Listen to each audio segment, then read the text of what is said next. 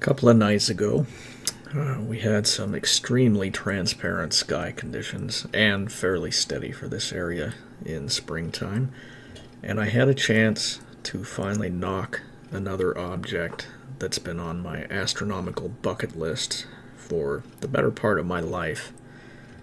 I finally had the equipment and the camera that was capable of capturing it, and what I'm talking about is the companion star to Sirius, Sirius B, its little white dwarf companion, commonly known as the pup. In this image, it's at about the 11 o'clock position. You can see it kind of floating in and out of view above Sirius when the twinkling dies down a tad. The reason it's scintillating and twinkling so much is because it was fairly low in the sky at this point. In springtime, it's already getting pretty low in the southwest, even by dusk. So this is the first chance I've had to record it, though, because our skies have just been terribly unsteady in the wintertime. The only nights when it's clear is after a storm goes through, and that's usually the worst for the twinkling.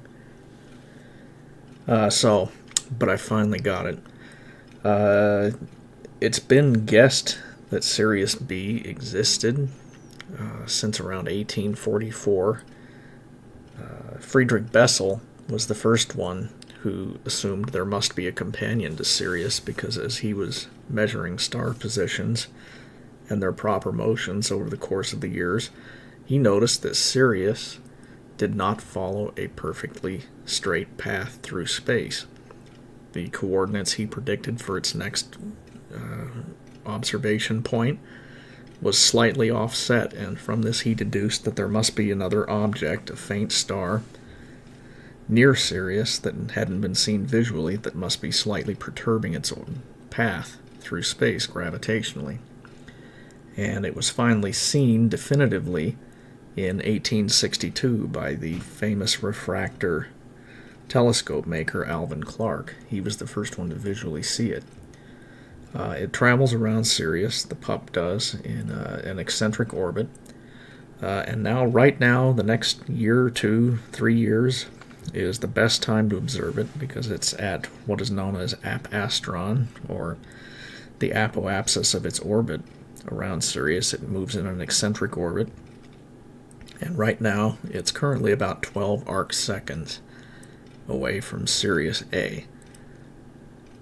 And that's not a small distance by any stretch. That's a fairly easily to split double star in most telescopes. But the problem is that Sirius A is so bright, and Sirius B, being a white dwarf, is so faint in comparison that the magnitude difference makes it an exceptionally difficult double star to split with your naked eye. At its current distance, at Sirius's distance of 8.6 light years, that also makes Sirius B by far the nearest white dwarf to the solar system here. And it is a large white dwarf, as white dwarfs go. The estimate of its mass, based on the perturbations of Sirius's motion, is that it weighs roughly the mass of the Sun, and yet its size, for its luminosity to be so faint and yet have that much mass, its size must be only about the size of the Earth. So it not only is a very faint star, it's also a very tiny source of light. The next nearest white dwarf, Procyon, the primary star in Canis Minor, also has a white dwarf companion, but it's almost unobservable by amateur telescopes. It never gets nearly as far away from the primary as Sirius B does around Sirius, and it's a much smaller star, so it's basically out of reach of amateur telescopes.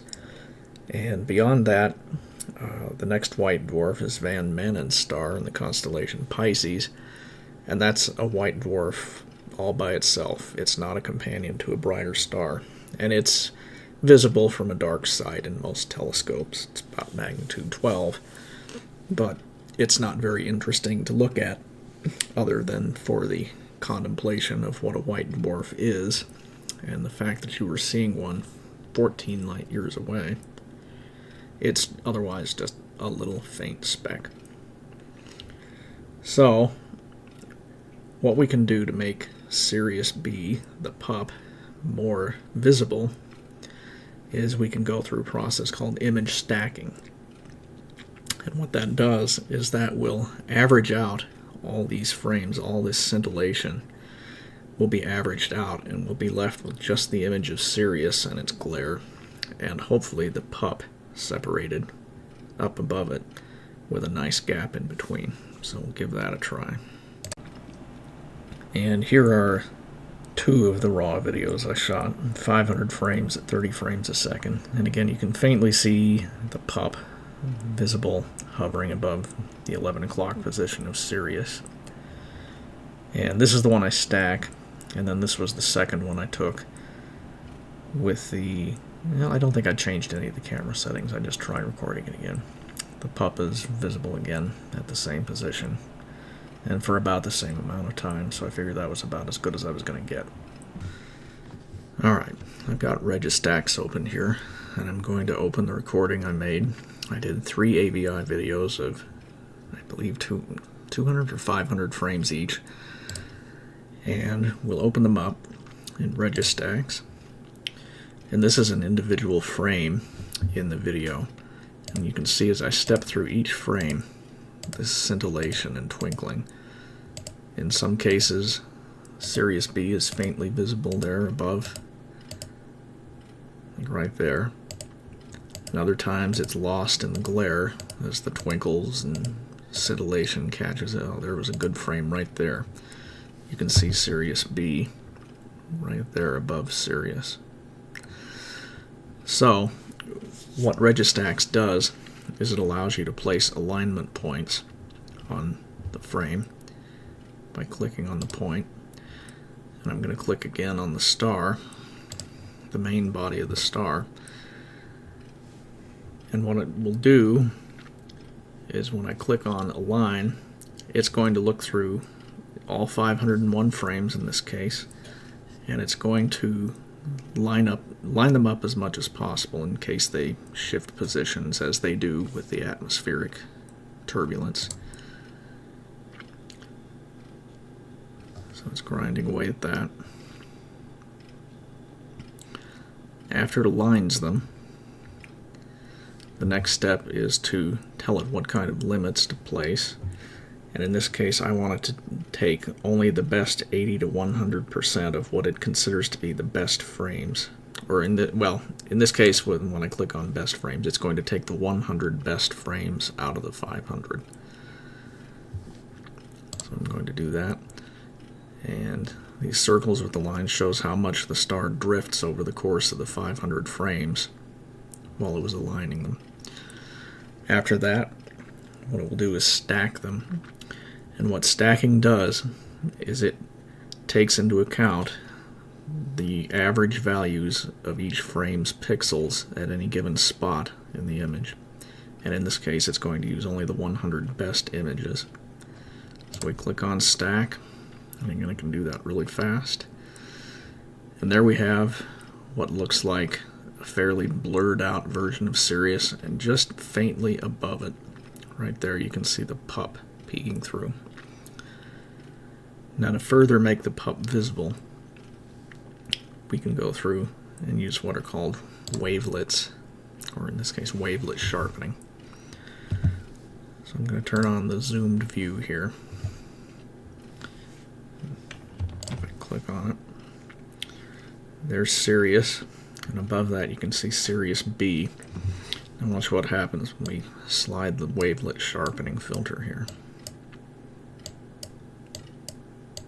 And there we go.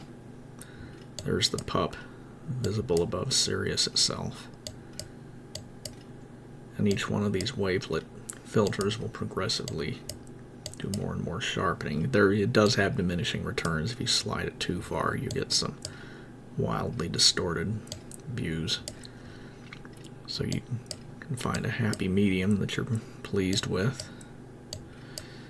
But regardless, there is the pup above the main body of Sirius. So that is pretty much it. This has been on my list of objects to see, again, like I say, most of my life, and I'm going to be doing these observations again later this year, come autumn, when Sirius is on the other side of the sky, coming up early in the morning, because we do tend to have better weather in the autumn here. And so by late autumn and early 2019, Sirius B, the pup, will be at its maximum separation from the primary star. And we'll see if we can get a clearer image then on a steadier night, hopefully when Sirius is higher in the sky, although it's never terribly high from my location. Alright, thank you very much for watching, and I'm going to be doing another video with more stacking and how useful it can be even with daytime images. I want to show one of stacking some frames of the moon and also of Jupiter, which I recorded tonight as well. So thanks for watching, and I will see you soon.